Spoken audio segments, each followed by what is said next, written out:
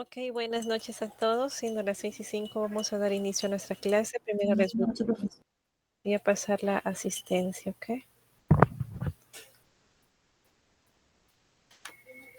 Empezamos a Agurto Hurtado. Agurto Sí, Hurtado. profesora presente, buenas tardes. Buenas tardes. Anchelia Olivera. Presente, profesora, buenas tardes. Ángeles Pinchi. Buenas tardes, profesora, presente. Aparicio Talledo. Presente, profesora. ¿Cómo estás, Stuart? Arias Berrocal. Buenas noches, profesora, presente. Atúncar Chumpitas. Atúncar Chumpitas. Beldi Fuentes. Profesora, muy buenas noches. Buenas noches. Buen día, Cueva. Buen Presente, día, Cueva. profesora, buenas noches. Presente, Carol. profesora, buenas noches. ¿Cómo estás, Carol? Calderón Ardiles. Presente, profesora, buenas noches. Buenas noches. Presente. Calla Valdivia. Calla Valdivia.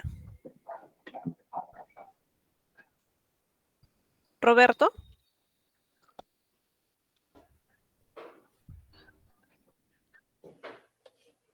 Calla Valdivia.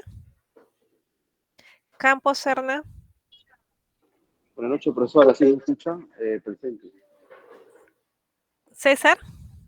Sí, profesora, buenas noches. Disculpe, ¿Cómo estás, César? Capristano Guatay. Capristano Profesora, presente, disculpe, profesor, estoy saliendo del trabajo. Buenas noches, presente. Pedro. Sí, profesora. Gracias. Córdoba Cabello. Córdoba Cabello. Espino Salazar. Buenas tardes, profesora, presente. Buenas. Gutiérrez Vilca. Buenas noches, profesora, presente. Guamaní Suyo.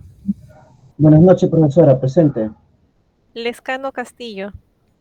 Buenas noches, profesora, presente.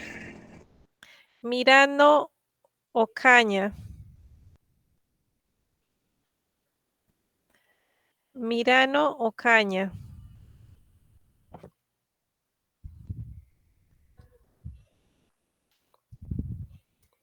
Muñoz Valladolid.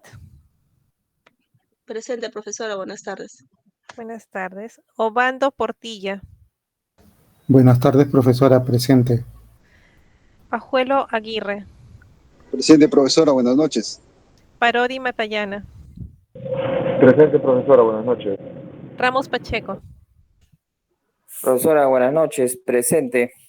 Pascual. El mismo, profesora. Buenas tardes, profesora. Buenas tardes. Sarmiento Sicos.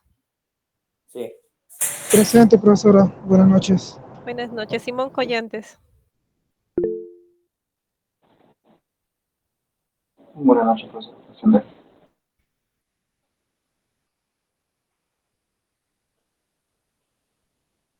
Suárez Cazorla. Buenas noches, presente.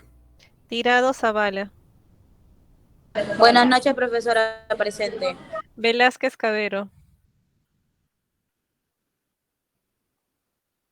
Zavala Poma. Zavala Poma.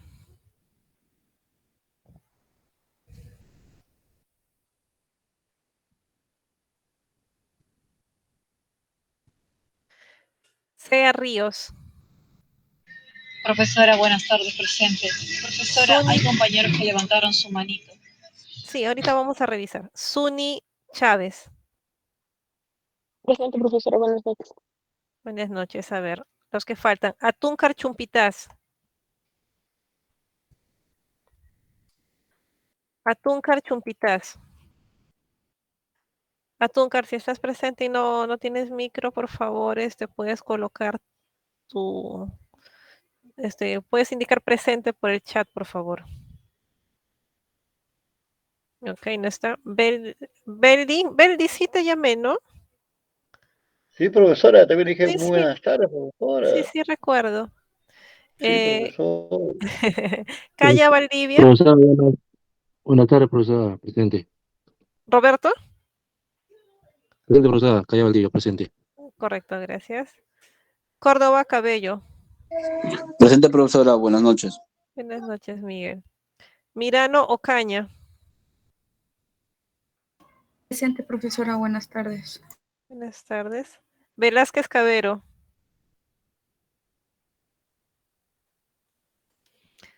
Zavala Poma. Atúncar Chumpitaz. Velázquez Cabero. Zavala Poma. Y listo, cerramos asistencia.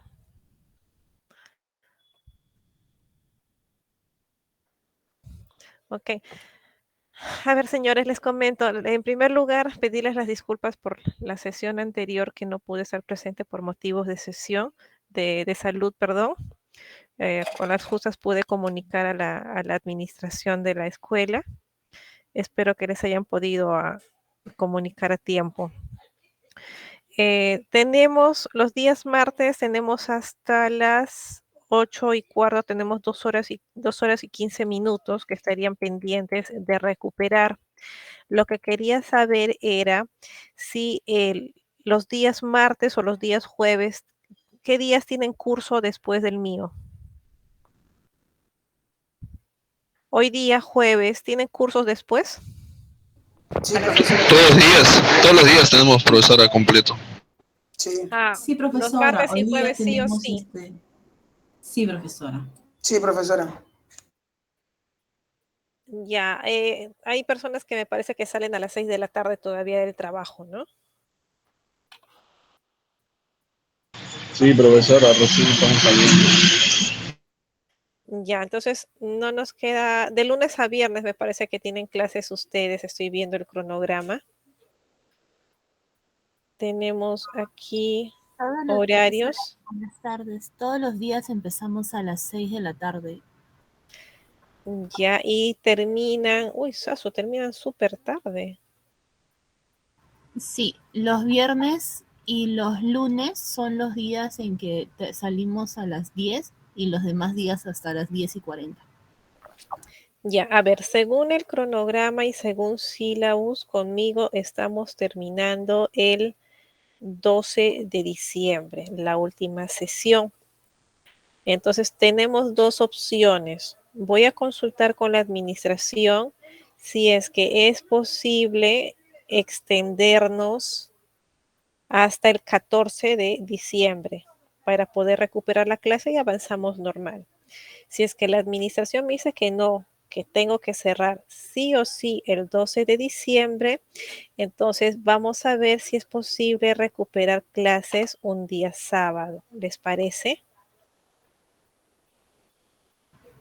Sí, profesora, pero sería sábado en la tarde o en la noche Sí, porque correcto. clases hasta la 1. Claro, o sea, terminan a la 1, con experiencias formativas, me parece que tienen los días sábados, y después del almuerzo lo recuperamos en un solo sábado para no alargarlo mucho. ¿Ok? Entonces voy a hacer esa consulta con la escuela, ojalá que se pueda extender hasta el 14 de diciembre, o si no, de lo contrario, pues lo recuperaremos un día sábado, ¿no? Un par de horas, 15 minutos. Ya, ok. Se supone que según cronograma, el día de hoy deberíamos agarrar el tema de interoperabilidad, pero vamos a recuperar la sesión anterior que está relacionado al almacenamiento. Voy a compartir pantalla, voy a abrir mis diapositivas y también les voy a presentar cuál es el avance que tienen que hacer para la siguiente clase que ya termina la sesión. Vamos a compartir esto.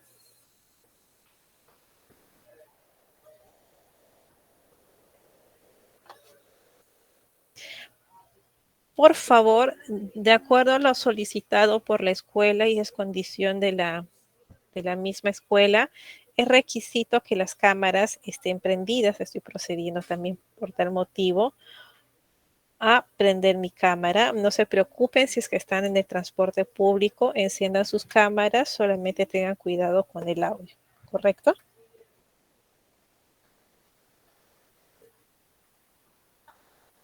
¿Los veo? No, no los veo todavía. Por favor, vayan encendiendo sus cámaras.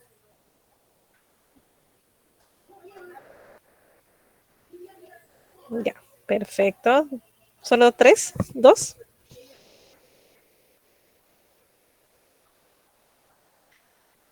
Estimados, Luis Antonio, ¿levantaste la mano? Ok. Por favor, vayan encendiendo sus cámaras.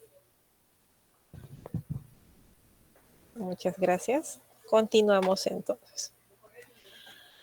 Ok, para hacer un poco una introducción previa a lo que es el almacenamiento, vamos a recordar qué es lo que nos habla la organización de archivos, nuestra directiva de organización de archivos, que digamos es la directiva que más se asemeja a los temas relacionados al almacenamiento que vamos a ver hoy día. Nuestra directiva de organización de archivos, emitida por el AGN en el marco del Sistema Nacional, nos habla de los principios de procedencia y original. Esto seguramente ustedes ya lo deben tener súper de memoria. Principio de procedencia, que significa que cada documento debe estar en su propio fondo y no debe mezclarse con otros fondos. Recordemos que hay entidades públicas y privadas que custodian diferentes fondos de procedencia, ¿no? Por ejemplo, los notarios tienen cientos de fondos de procedencia. Como de repente es Salud, que es una entidad que tiene al menos 4 o 5 fondos de procedencia. El Ministerio de Desarrollo e Inclusión Social, que tiene 2 fondos de procedencia. La Oficina Nacional de Oficina de Normalización Previsional, la ONP, que tiene también cientos de fondos de procedencia, ¿no? Es decir, ¿quién es el propietario o original de ese documento? Entonces, mediante ese principio se determina que existe un productor, y cuando hablamos de productor no nos referimos necesariamente a quien emite el documento, ¿no? Puede ser el productor quien haya o tenga en su custodia documentos recibidos, de repente por mesa de partes, pero desde que los recibe por mesa de partes ya los hace suyos. El segundo principio es el de orden original. Significa que los fondos deben tener presente la organización en cuanto a su clasificación y ordenación.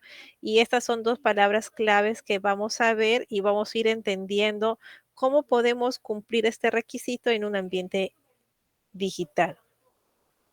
Los fondos deben estar clasificados y ordenados, correspondiente a la estructura administrativa interna, es decir, a las áreas o a los archivos de gestión de la organización que han sido creados.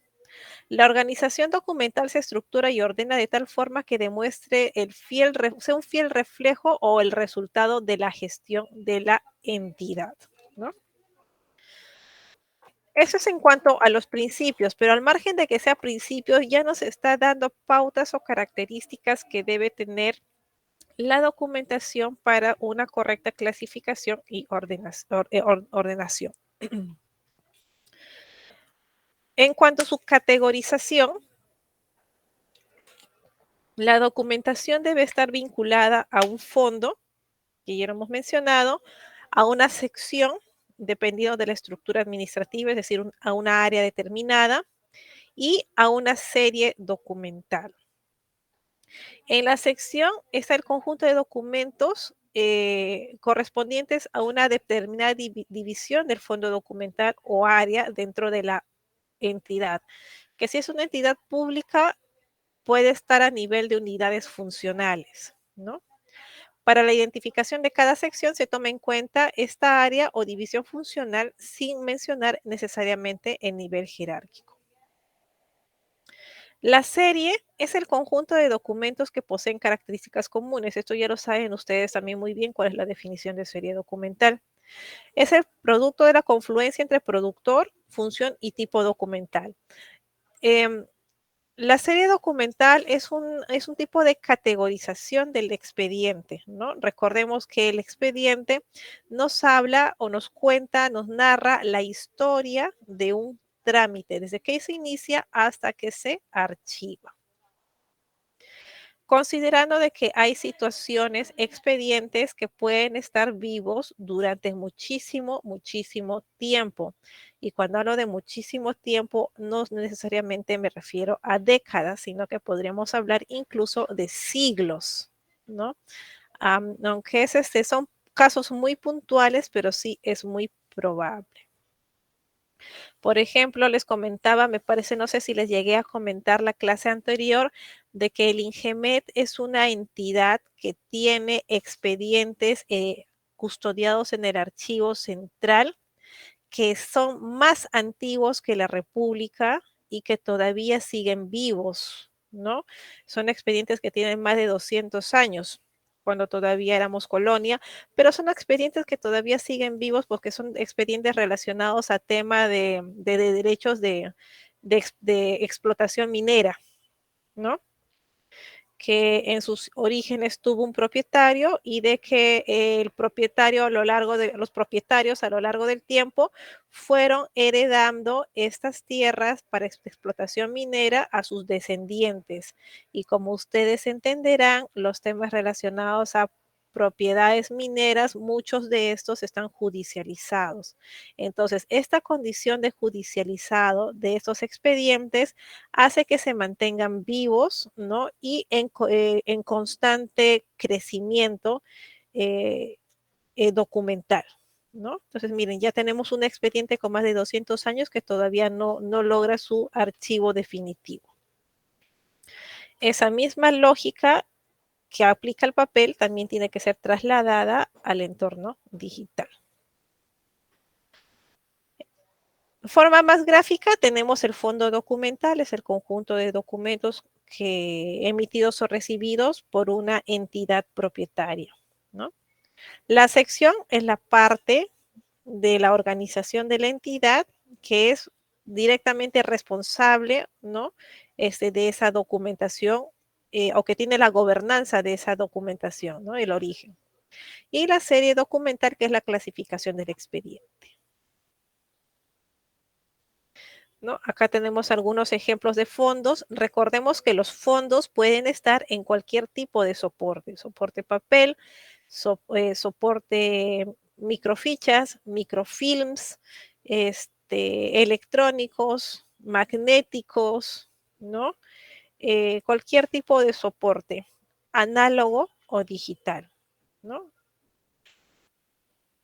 Ahora, si tratamos de llevar estas definiciones de categorización de la documentación a un entorno digital, una forma de poder hacer esta categorización es haciendo un símil de algo que está completamente desordenado. Entonces, vamos a empezar con un ejemplo así genérico. Desconectémonos de lo que es documentos, desconectémonos de lo que es archivo, desconectémonos de lo que son series documentales. Ya, y piensen en su cuarto, ¿no? ¿Cómo está el closet de ropa que tienen ustedes en el cuarto? Imaginemos que estamos tan ocupados en la semana que no logramos ordenar nuestro closet. Lo tenemos súper desordenado tal y como se muestra en la figura. Entonces, tenemos la tarea de organizar. Vamos a utilizar el mismo término que nuestra directiva. Organizar nuestro closet. Entonces, ¿qué formas de categorizar o de organizar esta ropa tenemos? Podríamos organizarla por colores, ¿no? Y las empiezo a doblar y las empiezo a organizar por colores. No importa si son pantalones, no importa si son blusas, no importa si son shorts o vestidos. Mientras tengan el mismo color, los voy organizando y clasificando de esa misma forma. Pero ¿cuál sería el problema? Que si solamente lo organizo por colores, pues no voy a poder diferenciar un polo de un short, de un vestido, de un pantalón. Entonces, otra forma de organizar todo este desorden es por tipo de prenda. acá ya no me importa el color. Lo voy a organizar por polos, lo voy a organizar por pantalones, lo voy a organizar por vestidos, lo voy a organizar por shorts. O de repente, otra forma de organizar la ropa es, no quiero que esté doblada, sino que quiero que esté extendida, que sea visible para mí en caso que yo desee sacarla rápidamente y verla en toda su extensión. Porque doblada no la puedo apreciar. Tengo que sacarla, extenderla para ver si es que se me antoja ponérmela, ¿no? Entonces, son criterios que establecemos para organizar un determinado objeto. Ahora, segundo caso. Los alumnos de la ENA. Los alumnos de la ENA, si tratamos de organizar esta información, ¿no? O este objeto, lo que hemos denominado alumnos de la ENA, ¿qué atributos nos interesaría recopilar de estos estudiantes? Entendiendo que un atributo es una propiedad o característica de este grupo, ¿no? Por ejemplo, ¿qué me interesaría conocer de los alumnos de la ENA? ¿Ejemplos? ¿Puede ser, profesora, primero a qué ciclo pertenecen? Ciclo que pertenecen. ¿Ya? Edades. Edades, ok. Sexo. Sexo, ya, ¿qué más? ¿Experiencia laboral? Experiencia laboral. ¿Qué más?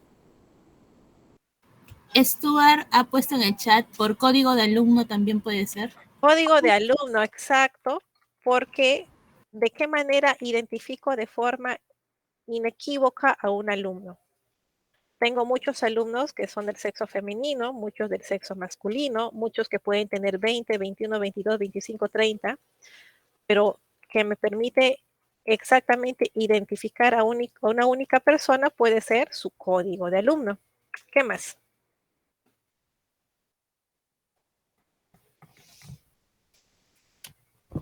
Si me quiero dirigir a esta persona, ¿cómo lo llamaría? ¿Por su nombre? Exacto. Nombre, apellidos. Puedo tener el código de alumno, pero ¿cómo sé si es peruano o extranjero? Por el Nacionalidad. Nacionalidad. De identidad, sí. Tipo de documento de identidad, que también puede estar amarrado a la nacionalidad, correcto. Número de contacto. Número de contacto, Sexo. entendido por Sexo. teléfono. Sexo. Ya me dijeron sexo. Tipo de documento, el número de documento, ¿no? Y así voy identificando todos los atributos que a mí me interesan conocer de estos alumnos a modo de información que yo pueda explotar para los fines, en este caso, de la administración de alumnos de la ENA. ¿Edad también podría ser? Sí, podría ser edad, exacto. Que ya está también edad. Pero para poder saber la edad, hoy día yo tengo 40, el próximo año voy a tener 41. Entonces, ¿cómo puedo saber mi edad exacta el día de hoy? ¿Fecha de nacimiento? Exacto. ¿Sí? Entonces, y así ustedes pueden seguir identificando N atributos que son propiedades o características de un objeto. Todavía no voy a usar el término entidad, voy a usar el término objeto. Siguiente caso.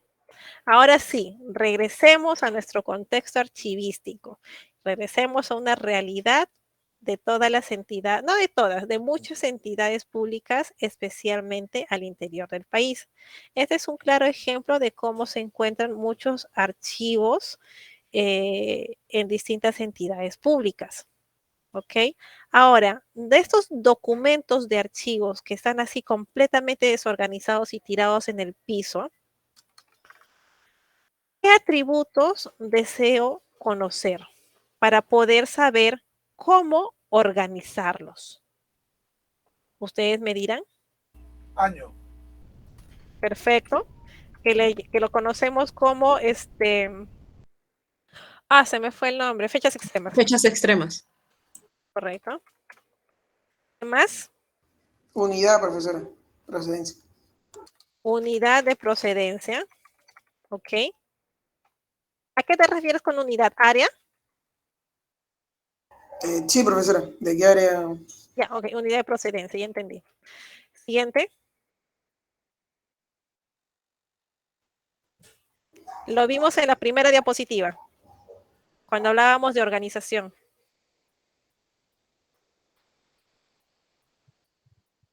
Fondo, profesora. Exacto, Sí, serie, ¿no, profesora? correcto. Entonces lo voy a ordenar y lo voy a poner así. Fondo, unidad, serie. Esa unidad, lo que se conoce como sección, ¿cierto? Ya. ¿Qué más? ¿Será suficiente para organizar adecuadamente y que me permita buscar, encontrar rápidamente un documento? Recordemos que dentro de una serie podemos tener Expedientes. Exacto. Y el compañero Stuart ha puesto el tipo de documento o el número de Exacto. expediente. Claro, los expedientes incluyendo el número, ¿no? Y Orden tipo numérico. documental, ¿perdón? El orden numérico también. ¿Cómo es orden numérico? Fue oficio 1, oficio 2, oficio 3, oficio 4. Ah, el orden, claro, el orden de la pieza documental. Así es. Ok, perfecto. En todo caso, podríamos indicar si es que es del más antiguo al más reciente o a la inversa, ¿no? ¿Alguna otra característica más? ¿Podría ser lugar, profesora? ¿A qué te refieres con lugar? Es que, por ejemplo, estaba yo trabajando y las cajas archiveras estaban ordenadas, depende del lugar donde fueron los conflictos armados, Lima, Junín, Ayacucho, y todos estaban juntos. Ya, ok, estoy entendiendo tu punto. Algo más genérico. Profesora, Ya sea acá también podría ser Sí, si es original o copia. exacto, original o copia, interesante. Hacer la clasificación, la organización por original o copia. Y así podemos seguir identificando N características, propiedades o conocido también como atributos de este objeto denominado documentos de archivo. Entonces, esta información tiene que estar almacenada en una base de datos, que es un término que hemos utilizado muchísimo y que también ustedes utilizan todos los días, pero ¿qué es una base de datos? Desde una perspectiva general y amplia, en sí una base de datos podemos decir que es una colección organizada de datos que puede estar almacenada en cualquier sistema informático. Podemos considerar que en ese sentido, desde una perspectiva general, que una base de datos podría ser incluso el Excel que ustedes utilizan para sus inventarios documentales. Pero desde una perspectiva más específica, un Excel no necesariamente es considerado una base de datos fiable. Una base de datos, en este sentido, es un sistema informático que permite que los datos sean fácilmente accesibles, manipulados y actualizados por los diversos usuarios autorizados. Si yo tengo una base de datos en Excel desde un sentido general, todos los usuarios no necesariamente van a poder acceder rápidamente a los datos que están almacenados en este Excel. O de repente actualizarlos, ¿no? Entonces, podríamos decir que una base de datos es una recopilación organizada de información o datos estructurados. Esa es la clave y la diferencia.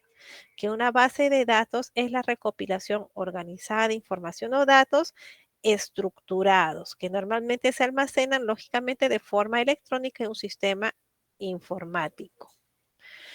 Sin embargo, los datos son ceros y unos, que no los puedo ver, no los puedo tocar, pero al menos necesito poder ver esos ceros y unos, pero no en forma de ceros y unos, porque si me ponen la pantalla llenos de ceros y unos, yo no voy a entender nada. Entonces, recordemos que aquí, en esta base de datos, solamente se almacenan ceros y unos. Para yo poder ver estos ceros y unos en un lenguaje más entendible, adicionalmente nosotros tenemos un sistema de gestión que es el formulario, la pantalla que me muestra para interpretar estos ceros y unos de un formato más amigable. Entonces, una base de datos está controlada por un sistema de gestión de base de datos que se llama DBMS por sus siglas en inglés.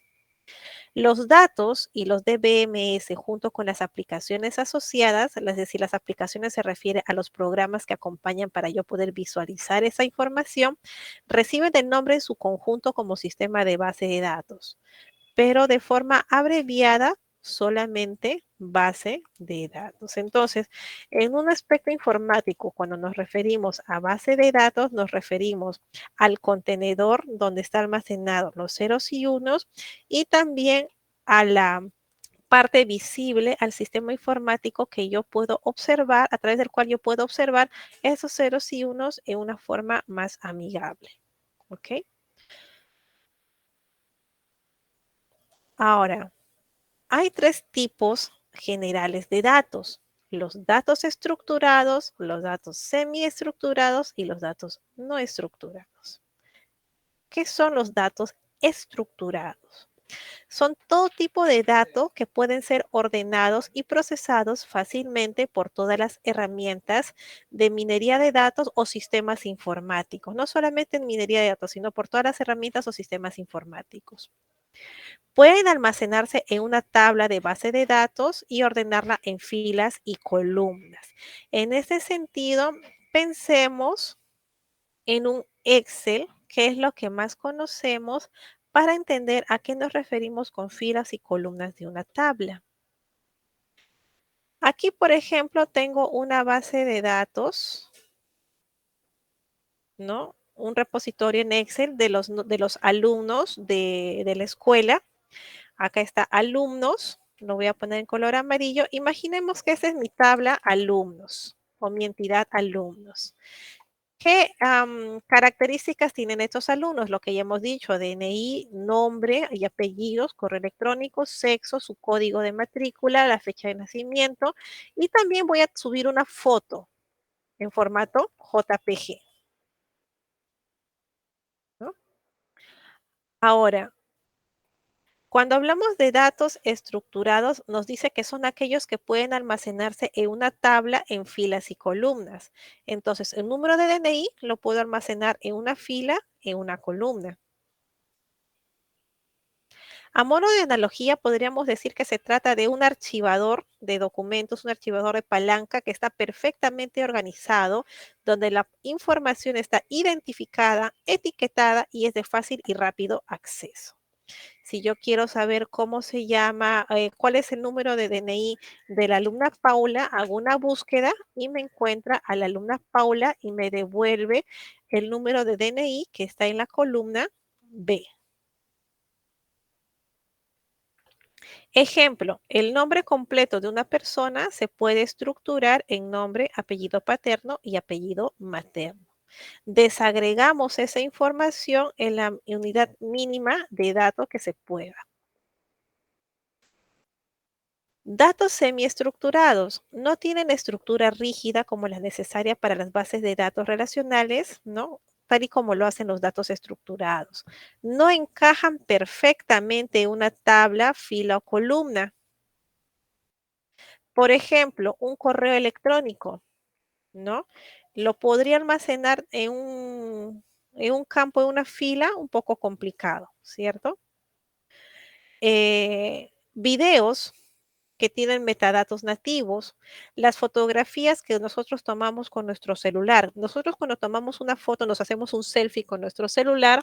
Al momento que nos tomamos la selfie, el celular lo que hace es vincular esa foto con ciertos metadatos, como por ejemplo la fecha y hora en la que me estoy tomando la foto, el nombre del archivo. Entonces son objetos que de una u otra forma tienen ciertos metadatos vinculados que de forma rústica me permiten por lo menos identificar, ubicar, localizar y recuperar esa foto. Pero, por ejemplo, no, si yo me tomo una foto ahorita, no tengo información que me diga con qué color de polo estoy, qué tengo puesto en la cabeza, ¿no? Cuál es el ambiente en el que estoy tomándome la foto, ¿no? Esa información no la puedo sacar de este objeto JPG. Y finalmente tenemos los datos no estructurados. Es un conglomerado masivo y desorganizado de varios objetos que no tienen valor hasta que se identifican y almacenan de manera organizada con ayuda de metadatos. O sea, sin los metadatos solamente son objetos que no puedo explotar. Por ejemplo, si me entregan un USB con un montón de fotografías, ¿cómo puedo clasificar esas fotografías si no tengo metadata? Una vez que se organizan, es decir, que me pongo a revisar foto por foto para ir clasificándola. Una vez que se organizan, los elementos que conforman su contenido pueden ser recuperados haciendo uso de estos metadatos. Abarcan datos que no tienen una estructura designada. Acá sí están los videos, las fotos, los documentos PDFs, los correos electrónicos o páginas web que no vienen asociados con metadatos. Entonces, datos estructurados es toda información que yo puedo desagregar, ¿no? Para poder calzarla en una fila y columna y con la cual puedo jugar para conformar o extraer información. Datos semiestructurados son los objetos que con ayuda de que vienen acompañadas de cierta metadata. Y los datos no estructurados son todos esos objetos que no tienen ninguna metadata, que no tengo información mínima necesaria para poder darles una organización o una estructura. Acá tenemos los ejemplos y los voy a resaltar para que los tengan en cuenta, ¿no? Todo esto sin metadatos. Por ejemplo, en este ejemplo que tenemos acá de mi Excel, pregunta, la columna alumnos estará mostrando información de forma estructurada, semiestructurada o no estructurada.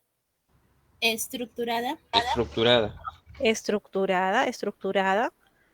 ¿Ya? ¿Qué más?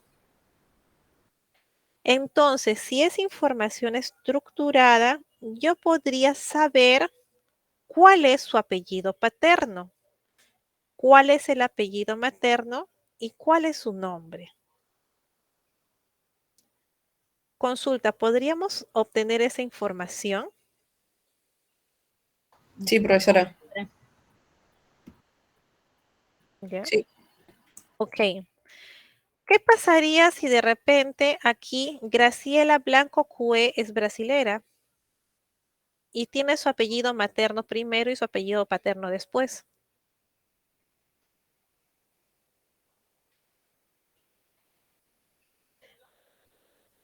Disculpen.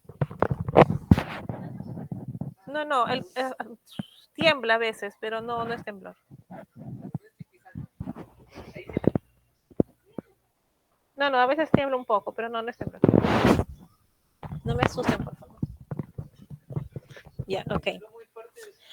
Ahora, ¿o qué pasaría si de repente Alejandra solamente tiene un apellido? ¿Sería su apellido materno o sería su apellido paterno? Ya tenemos otra casuística, ¿no? Habíamos dicho de Graciela, ¿verdad? Entonces, como no está completamente estructurado, yo no puedo explotar esta información a mayor nivel de detalle. ¿Y cómo estructuro esta información? Pues fácil, la tarea que tendría que hacer es separarlo en campos o en columnas, les voy a poner, mejor dicho, que sean nombres, apellido paterno y apellido materno de cada uno, ¿no? De esa forma, yo tendría aquí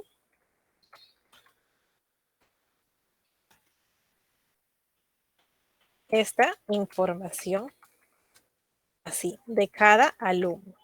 En el caso de Graciela, sería, ay, me equivoqué, aquí es María. Acá sería Graciela Blanco, que es su apellido materno, Cue.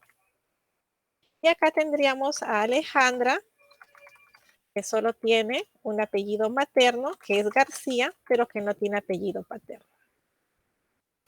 Entonces, esta información la he estructurado, la he desglosado en la mínima estructura posible en nombres, apellido paterno y apellido materno. ¿Puedo seguir estructurando más esta información, desglosándola más? Sí, claro que sí. Podríamos seguir desglosando esta información hasta obtener de repente segundo nombre. Y aquí, Emilio Marcelino, lo divido en dos campos. ¿Puedo seguir desglosando? Claro que sí.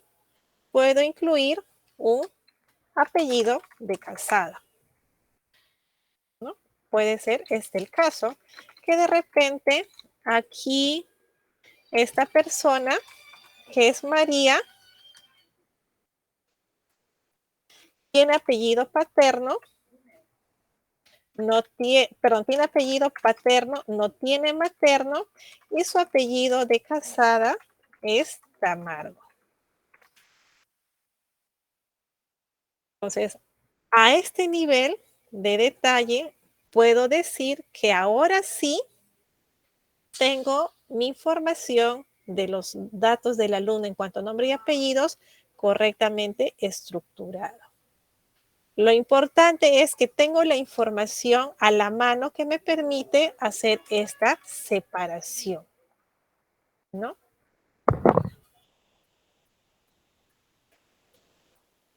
Cuando hablamos de datos semiestructurados, ya les comenté que nos referimos a objetos que tienen vinculada al menos cierta metadata mínima para poder ubicarlos, pero que tampoco me limita el hecho de no obtener muchos metadatos para conocer su contexto, ¿no? Vuelvo a hacer el ejemplo de que si yo me tomo una foto ahorita, mi celular va a grabar la fecha y hora y le va a dar un nombre de archivo, y a veces incluso podría identificar por reconocimiento facial que esa foto es de Zaida.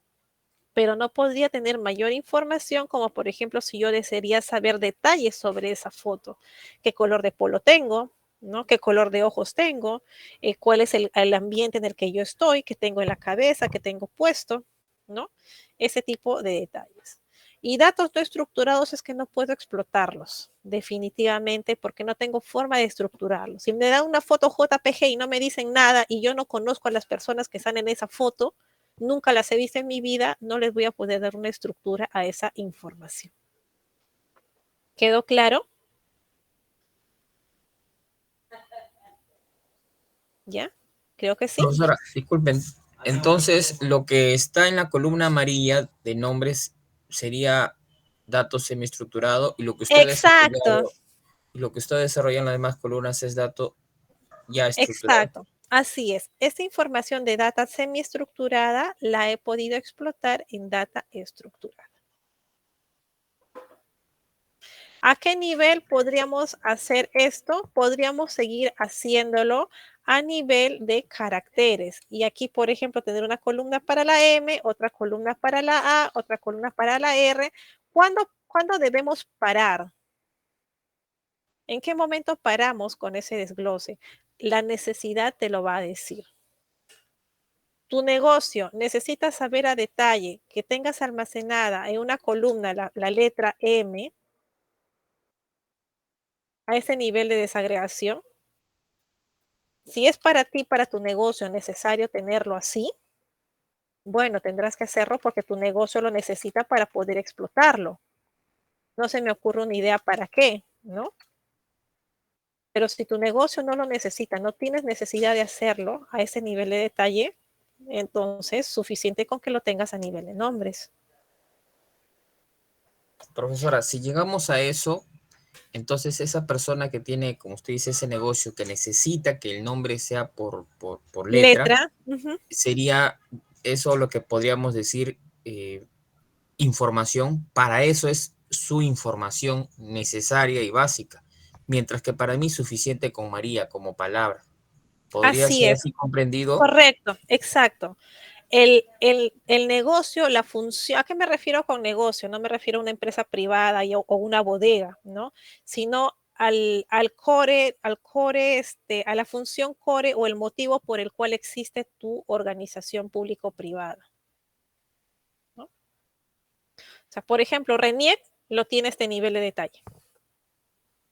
RENIEC no lo tiene por cada carácter.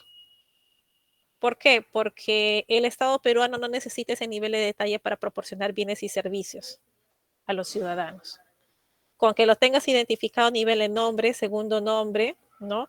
Apellido paterno, materno y casada, suficiente. Para que todas las entidades públicas, incluso las empresas privadas, puedan proveer servicios a sus partes interesadas. Espero que haya quedado claro. Entonces, el nombre es un atributo. El segundo nombre es otro atributo. Paterno, materno y casada es otro atributo. Regresamos a nuestro ejemplo de los alumnos. Y aquí habíamos dicho nombres y apellidos. Entonces, si podemos seguir desagregando estos atributos, sí, nombre, o si no, también conocido como prenombre, ¿no? Segundo nombre, apellido paterno, apellido materno, apellido casada. Son atributos de estas personas que son los alumnos de la ENA.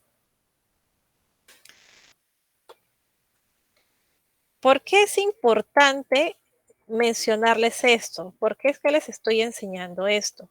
Porque cuando hagan ustedes sus requerimientos informáticos al área de sistemas para el desarrollo de un sistema informático de gestión documental o de archivo, ustedes tienen que especificar cuáles son los atributos que necesitan que sean explotados de los objetos o de las entidades a las que van a hacer referencia. Entonces, y cada uno de estos atributos es posible que sea un campo en base de datos. ¿Qué es un campo en base de datos? Un campo en base de datos es una columna en Excel. Hagan ese símil. Un campo es como una columna, es decir, el campo alumno, el campo nombre, el campo apellido paterno. Un registro en base de datos es como si fuese una fila en Excel. El registro del alumno número 4, que tiene todos estos datos. Esto es campo y esto es registro. Sigamos entonces. Ahora, hay una forma para poder representar estos objetos y sus atributos en un lenguaje informático de base de datos que se llama diagrama entidad-relación. Un diagrama entidad-relación es un tipo de diagrama que representa las entidades o los objetos, ¿no? Hasta este momento estamos usando el nombre objeto. Ya sean personas, objetos, conceptos que se relacionen entre sí dentro de un sistema. Emplean un conjunto definido de simbología, tales como rectángulos, diamantes, óvalos y líneas para representar la interconexión que existe entre ellos. Estos diagramas de relación a menudo trazan el flujo de información de los procesos. Entonces, en la primera parte de nuestro trabajo final, ustedes han hecho el diagrama de procesos. Ya conocen cómo funciona el negocio. Sobre ese diagrama de procesos nos va a servir muchísimo para poder hacer nuestro diagrama de entidad-relación. Un diagrama entidad-relación, ¿de qué está compuesto? Básicamente está compuesto de entidades, relaciones, atributos y cardinalidades. Yo solamente les voy a enseñar lo más genérico, porque estas entidades, hay un montón de tipos de entidades, hay un montón de tipos de relaciones, hay un montón de tipos de atributos y hay un montón de tipos de cardinalidades. Pero eso ya le compete al área informática. A nivel de negocio, con que ustedes sepan diferenciar qué es una entidad, una relación, un atributo y una cardinalidad de forma genérica, suficiente y es de mucha ayuda para que se pueda entender realmente cuál es el requerimiento informático. Y que ustedes también les va a ayudar a aterrizar lo que quieren pedir. La entidad es el término que se utiliza para los objetos. Por ejemplo, ropa, muebles, personas, estudiantes, clientes, trabajadores, documentos, expedientes, archivos, o también para cosas no necesariamente objetivas, ¿no? Sino también para otras cosas que no son materiales. Por ejemplo, préstamos, ¿no? Cuando hablamos de préstamos archivísticos, transferencias, reuniones, sesiones, áreas, ¿no? Una entidad es algo que se puede definir como una persona, un objeto, un concepto o un evento que puede tener datos almacenados acerca de este. Por ejemplo, cliente, estudiante, autoproducto.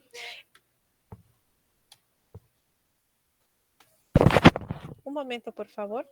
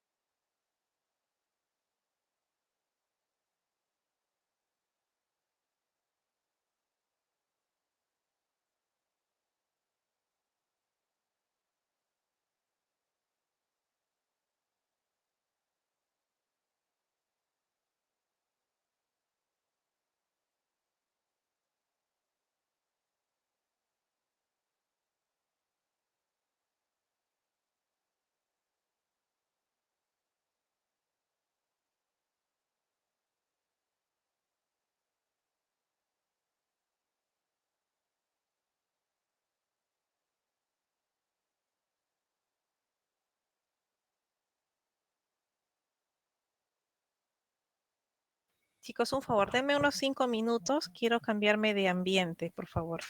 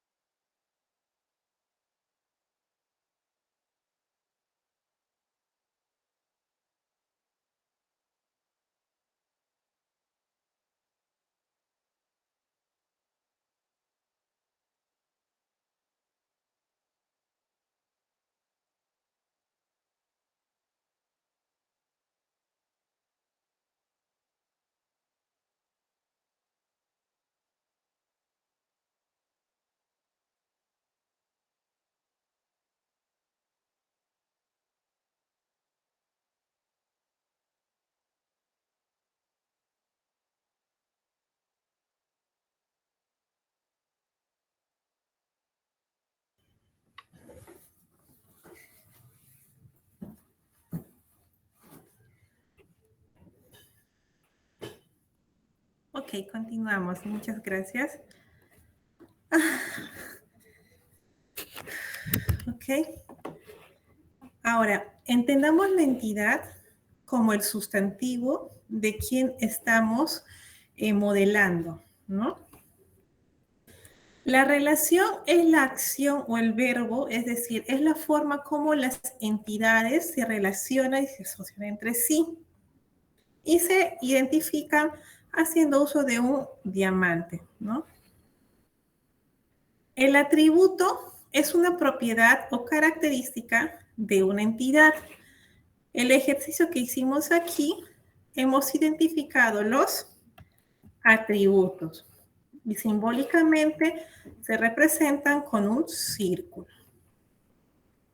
La cardinalidad vendría a ser la relación que define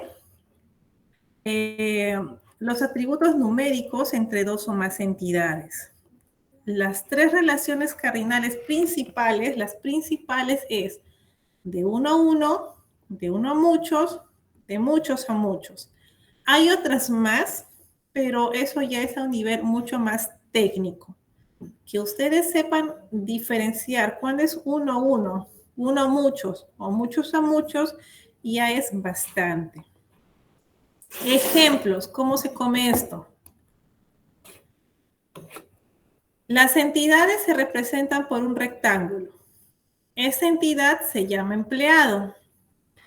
Este empleado tiene una relación con la entidad equipos de trabajo, ¿no? Le voy a poner equipos de trabajo. Este empleado administra equipos de trabajo, pero la regla es de que un empleado, un solo empleado, administra un solo equipo de trabajo. No puede administrar dos o más. Solamente es una relación de uno a uno. ¿Qué relación tenemos aquí? Una relación de uno a uno. Esto lo voy a copiar acá para que quede como guía.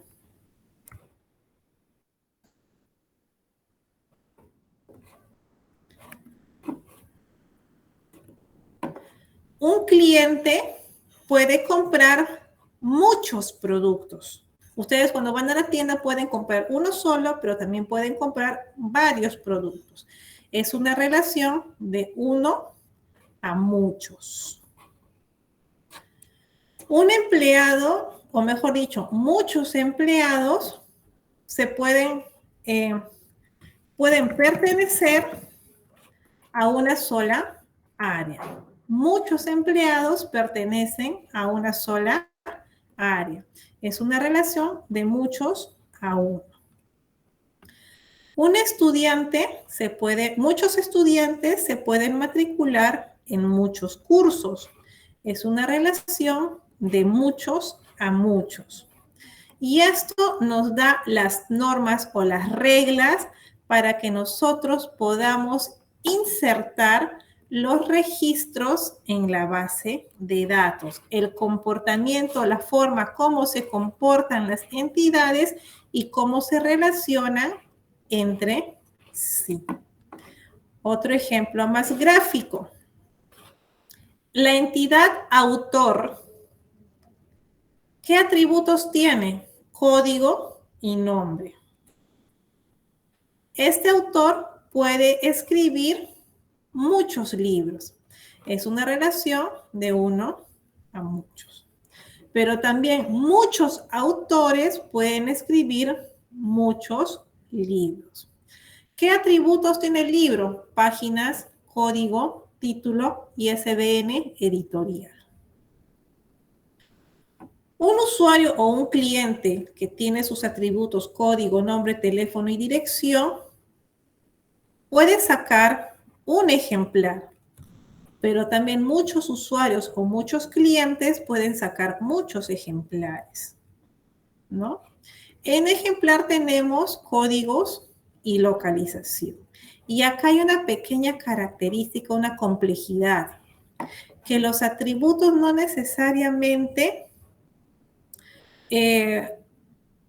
de forma inicial van a identificar atributos que no están asociados a sus entidades, sino que están asociados a una relación, como en este caso. El usuario saca un ejemplar. Atributos: la fecha de devolución, la fecha de retiro y la fecha de prestación, ¿no? O la fecha de retiro y la fecha de devolución. Otro ejemplo. Un cliente que tiene estos atributos puede comprar muchos productos. Muchos clientes compran muchos productos y muchos proveedores suministran muchos productos, ¿no? Entonces, son formas en las que nosotros podemos identificar las entidades en un requerimiento. Y estas entidades van a ser tablas en la base de datos. ¿Qué significa tablas? Una tabla es el símil de una hoja en Excel. Tratando de hacer ese ejemplo. Acá tengo la hoja tabla alumnos, acá tengo la hoja módulos, acá tengo la hoja niveles, acá tengo la hoja cursos y la hoja matrículas. Cada uno de estos vendría a ser una tabla o una entidad. La entidad cursos, la entidad matrículas, la entidad niveles, la entidad módulos, la entidad alumnos. Hasta aquí, ¿algún ejemplo, alguna consulta? ¿Tienen dudas? ¿Quedó claro? Si tienen dudas, es el momento, no hay problema, consulten.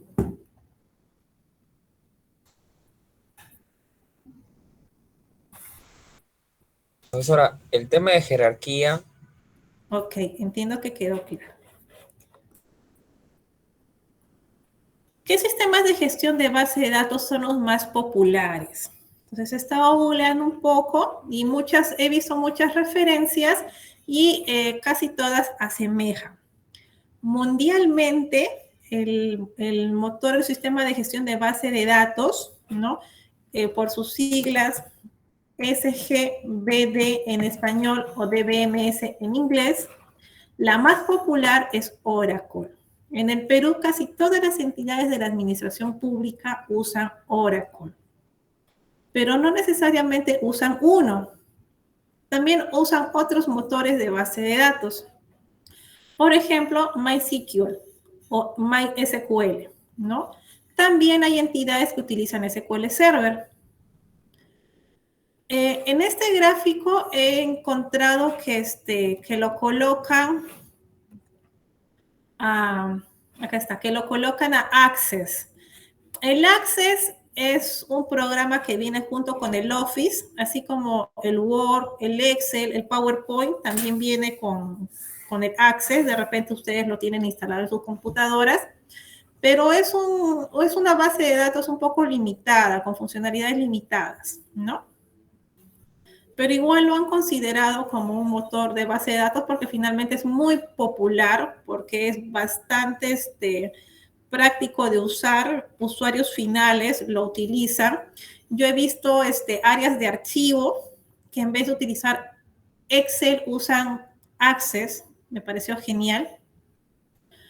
Otros que son más de usuario final, ¿no? El Access es una base de datos más de usuario final.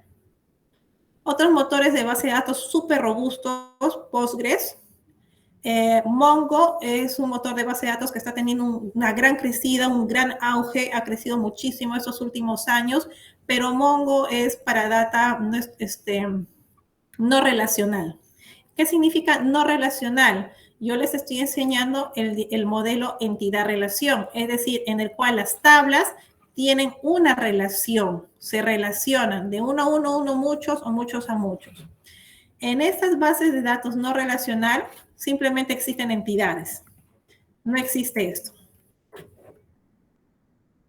Pero eso es para otro tipo de necesidades, ¿ok? Para entender lo no relacional. Normalmente la mayoría de bases de datos son relacionales. Firebase, Splunk, Redis. Por acá he visto también María que está creciendo. y SAP que ha decrecido bastante. La mundialmente más utilizada en el ámbito público y privado, ¿no? En la banca, en el comercio, sector público, Oracle. MySQL, que se le sigue bastante cerca. Y lo que me llamó la atención, por acá está SQL Server de Microsoft.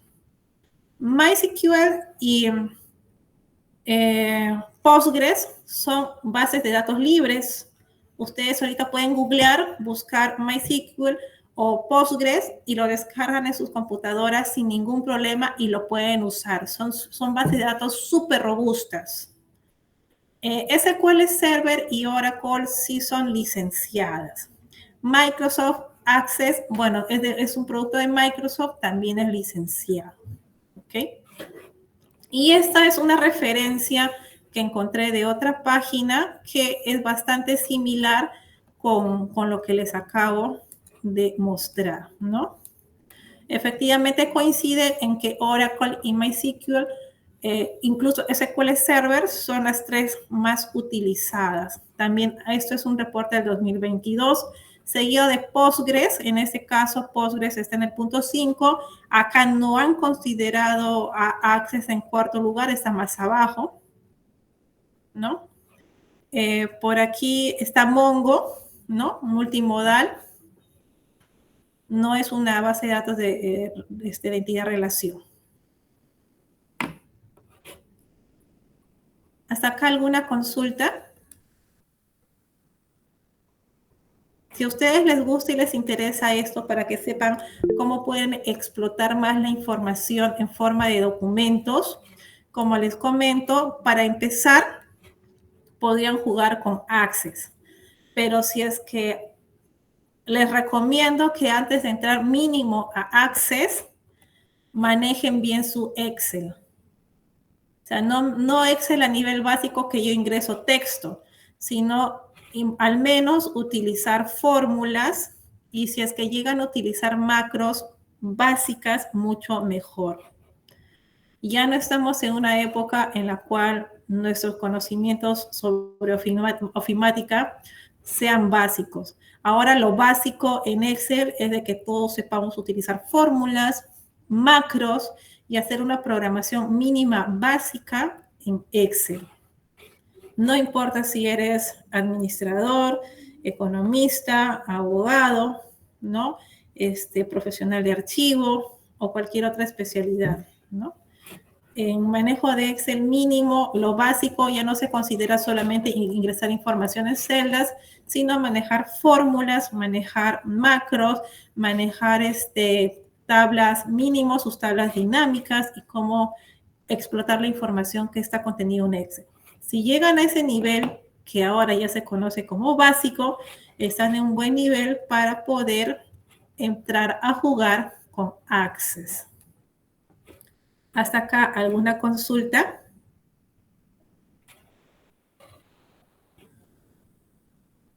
Profesora, buenas noches. En el cuadrante mágico de Gartner, vemos que los motores de base de datos líderes, vemos aquí a Microsoft, a SAP, a Teradata, ¿no?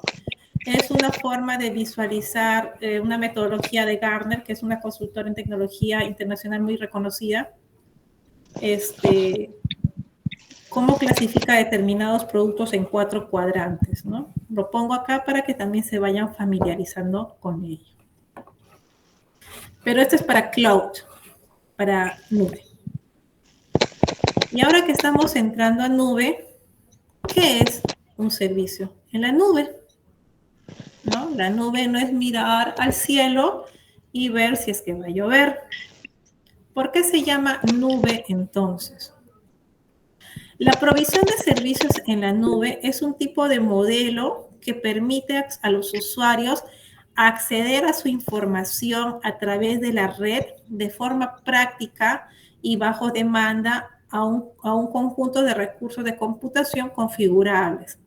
Ya incluye el servicio de la nube, incluye redes, servidores de almacenamiento, aplicaciones y servicios que pueden ser suministrados y desplegados rápida y eficientemente con una mínima gestión o interacción con el proveedor de servicio. Eso es la definición de servicio en nube que ha sido extraída de una norma NIST, o es una norma técnica, que también ha sido recogida por la PCM a través de su directiva de lineamientos para el uso de servicios en la nube. Hay 3 tipos de nubes: nube pública, nube privada y nube híbrida. Pero antes de entrar a la nube, ¿por qué es que se le llama nube? ¿No? Imaginemos aquí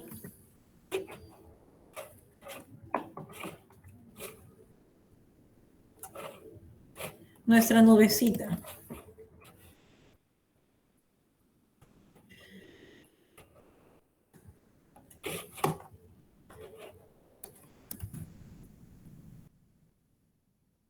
Ok.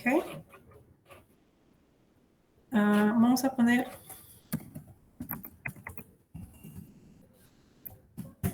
Vamos a buscar una granja de servidores. Entonces, tenemos una granja de servidores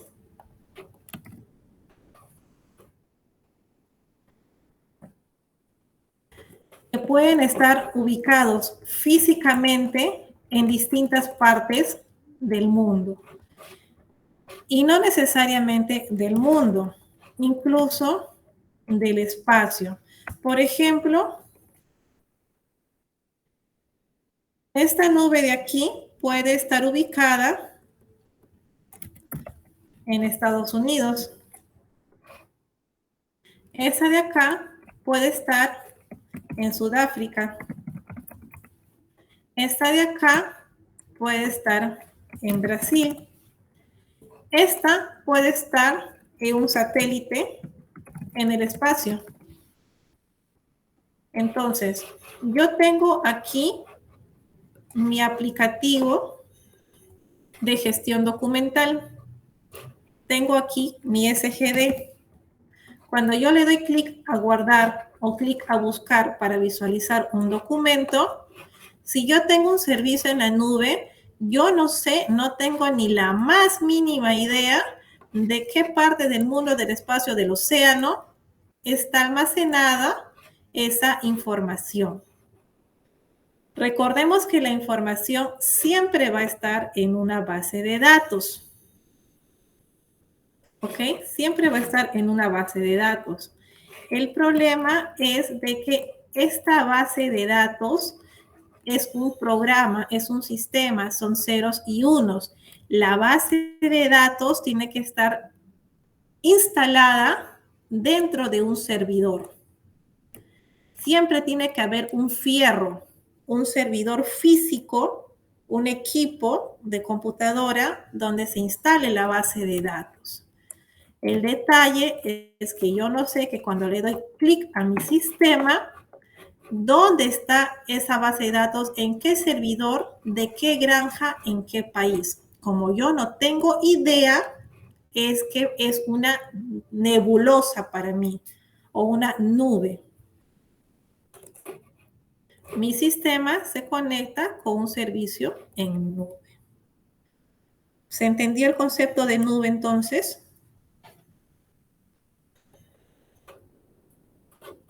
Chicos, confírmenme, ¿me están escuchando? ¿Me copian? ¿Me asustan? Sí, profesora. Profesora, algunos no nos logran escuchar. Profesora, le hemos levantado la mano. Le hemos preguntado... Jorge, ¿levantaste la mano? Sí, No profesora, pero no me escuchan. Profesora, buenas noches. ¿Me escucha a mí? Porque creo que hay compañeros que estuvieron hablando, pero, por ejemplo, yo sí los escuché, pero creo que usted no los escucha, me parece. Sí, ya me di cuenta que era yo la que no los escuchaba, disculpe. Sí, era el compañero Pascual Ramos y el compañero Jorge Sarmiento. Por favor, Pascual, te escucho, disculpe, me acabo de dar cuenta que se había desconfigurado mi... ¿Pero ustedes sí me han escuchado lo que he hablado? Sí, profesora. Ah, ya, ok. Ahora sí, yo los escucho a ustedes.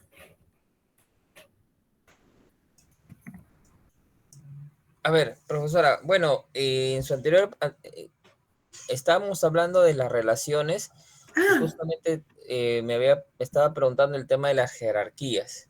1, 2, De ahí también salió la pregunta de ya cuando usted estaba entrando al desarrollo o a la explicación de los programas, surgió la duda acerca de qué no se entiende por relación, porque creo que usted mencionó que hay un programa que desarrolla el modelo entidad-relación, y hay un programa que no desarrolla, que no es relación. Entonces también surge la pregunta, ¿no? De qué otro tipo de modelos, paradigmas hay, ¿no? Ese es de mi parte. Ahí mis compañeros también tienen otras dudas. Gracias. Ya, ok. Para responderte primero entonces, ya, nosotros acá en el curso nos vamos a enfocar en lo que es entidad-relación, porque es lo más conocido, lo más común y lo que más se adecua a las soluciones informáticas de negocios. Cuando les mencioné los motores de base de datos, tanto en el sector público como en el sector privado, a nivel nacional e internacional, la más utilizada es Oracle, ¿no? Es un motor de base de datos Oracle, un DBMS, que es de paga, ¿no? Al igual que SQL Server de Microsoft. Y gratuitos tenemos MySQL, por ahí creo que he visto Postgres. Cuando les hablaba de MongoDB, es porque es un tipo de motor de base de datos que no soporta relaciones, soporta entidades, pero que no, las entidades no están relacionadas entre sí.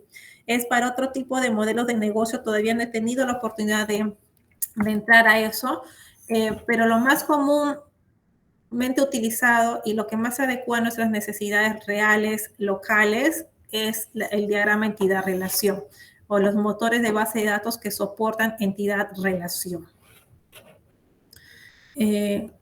No sé si faltó responderte algo más.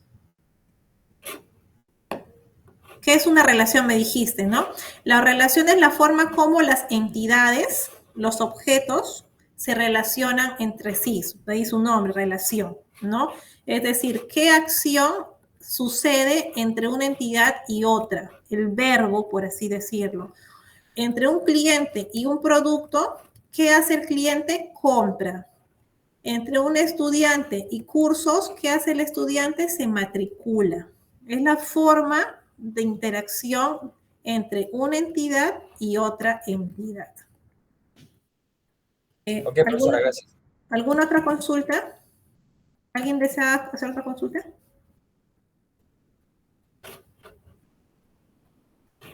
¿En el chat de repente?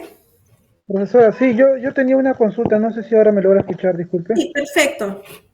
Ya, genial, profesora.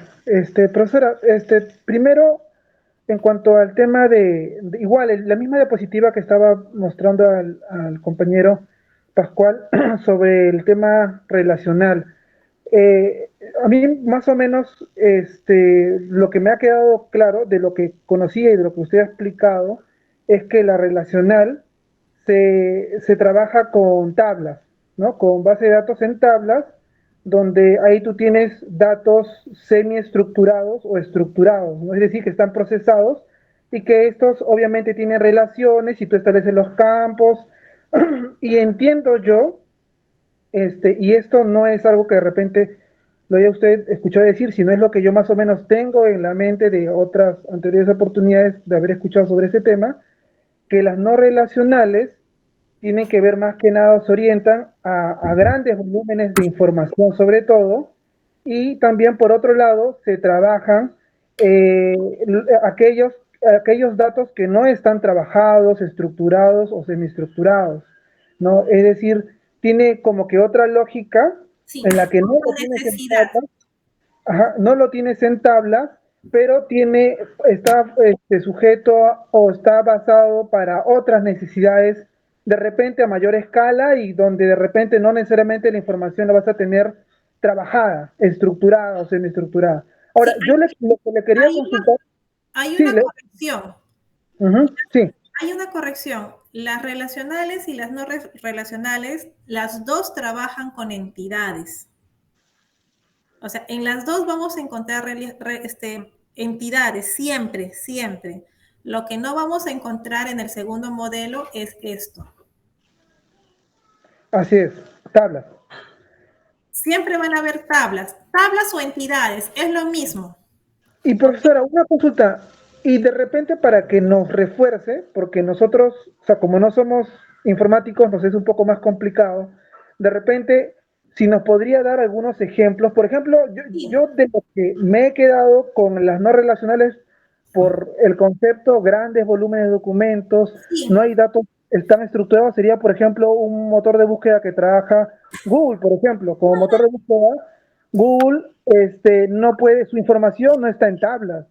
Hay distintas páginas y lugares, pero ¿qué concepto tengo de Google como clave o motor de búsqueda? Ellos se basan en las palabras claves, los keywords. Correcto. Entonces, ¿ese es un ejemplo o es una ocurrencia mía o no sé? Y No, cuando hablamos de grandes volúmenes de información, estamos hablando de teras, de teras, de teras de datos. Otro ejemplo, Facebook, Instagram, Twitter. ¿Cuánta información generan estos aplicativos por segundo? O sea, ni siquiera un banco genera tanta información como la que generan los usuarios que estamos registrados en estas plataformas en un segundo. Y el detalle de que por qué no aplicaría diagrama entidad-relación en estos casos. Las relaciones son reglas que se tienen que cumplir. Si estas reglas no se cumplen, la información no se puede insertar en la base de datos. Tiene que cumplirse esta regla. Ahora, el detalle de las redes sociales y del gran volumen de información que generan las redes sociales es que tienen reglas difíciles de controlar, porque a veces depende también del comportamiento de las personas que suministran información en estas plataformas. Entonces, son tantas millones de reglas que habría que cumplir que lo más óptimo es mejor que no hayan reglas. Y que se basen por palabras claves, keywords, para poder identificar o ubicar esta información. Recordemos que cuando hablamos de grandes volúmenes de información, estamos hablando de teras de información, ¿no? Mucho, por segundo nada más, ¿cuántas personas hacen una publicación de una foto, de un audio, de un video en una red social a nivel mundial, ¿no? Básicamente están orientados a ese tipo de soluciones. Pero nuestras soluciones de gestión documental, de gestión archivística, con un enfoque hacia una sola entidad, no es nada, es súper chiquitito ese volumen, ¿no? Entonces, sí aplica modelos entidad de relación a las que se pueden, valga la redundancia, aplicar reglas. Una regla, por ejemplo, que un expediente pertenezca a una serie documental. La serie documental es una entidad, el expediente es otra entidad. Otro, que el documento pertenezca a un expediente. Esa es la lógica del papel, ¿no? En el tema de digital ya se rompe esa regla. Entonces, ¿puede haber un expediente sin serie documental? ¿Podría haber un expediente sin serie documental? ¿Sería lo correcto? No, profesora, a mi parecer no va. No puede Correcto. ser, no puede ser. Entonces, es una regla inviolable, se tiene que cumplir, por eso se pone una relación de que un expediente siempre pertenezca o esté vinculado a una serie documental. ¿Puede existir un documento suelto que no pertenezca a un expediente? No, la regla es que siempre esté vinculado a un expediente y por eso aplico entidad-relación. Son volúmenes pequeñitos de información o el modelo de negocio es fácilmente relacionable y tiene reglas prácticas que cumplir. Pero en cambio, el otro modelo de grandes volúmenes de información no estructurada, como tú bien lo mencionaste, porque estamos hablando de audios y videos, es un poco más complicado. Ya llegamos 7:30, me parece que tienen alguna clase después. Sí, profesora. Ya, una última consulta rápido.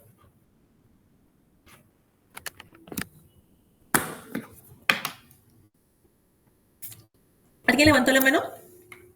Bien. Ok. Continuamos, profe. ¿Por qué no tienen clase?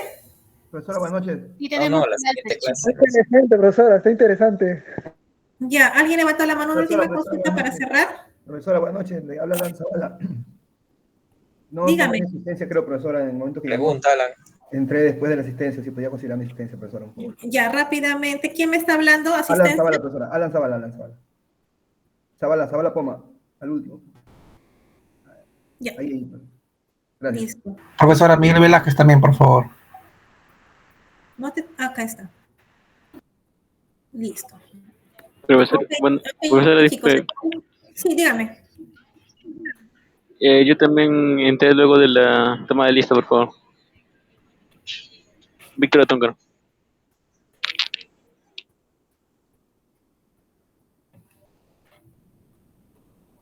Listo, cerramos. Ya están todos. ¿Ok? La siguiente sesión continuamos viendo los servicios en la nube, ¿no? ¿Qué tipos de servicios en la nube hay? Ya, y cerramos con un poco de software público que ustedes necesitan tener conocimiento para que sepan qué pueden reutilizar y no volver a pensar en crear la pólvora que ya está creada.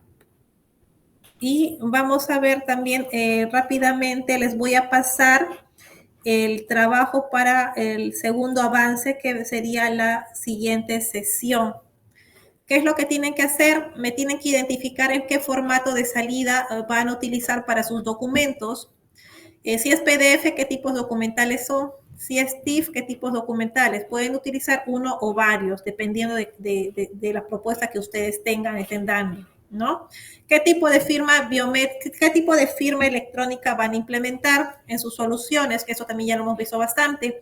Van a utilizar firma biométrica, simple, digital, PADES, CADES o SHADES. Ustedes me lo tienen que decir y a qué tipos documentales van a aplicar estos tipos de firma. O si no, ustedes me dicen, profesora, solamente vamos a usar firmas digitales. Ahí, entonces borran todo esto de acá de tipo PADES. No vamos a usar nada más, lo borran y ahí me colocan a qué tipos documentales pertenecen. Yo les estoy poniendo todos los ejemplos que pueden haber, que pueden aplicar y ustedes deciden con cuál se quedan. Van a hacer su modelo de entidad-relación, de su propuesta van a identificar qué entidades tienen, cuáles son sus atributos y cómo se relacionan entre sí. Y finalmente vamos a cerrar con eso de interoperabilidad, que todavía no lo van a llenar porque esto lo vamos a ver en la próxima clase, el martes. Y con eso, después de cerrar la sesión del martes, ya van a poder tomar el conocimiento para poder llenar ese cuadrito. ¿Con qué entidades van a interoperar para poder hacer, para poder dar sacar a producción su solución informática? Y algo que estoy agregando, no está acá. ¿Qué procedimientos archivísticos están vinculados a su solución? Transferencia, eliminación, organización, descripción, conservación o servicios. Si solamente aplica una, me dejan solamente una y me dicen su requerimiento. ¿Qué necesitan hacer con respecto a servicios archivísticos? Ok, les voy a pasar esas diapositivas en un momento. Ya, y la próxima semana continuamos, la próxima clase, y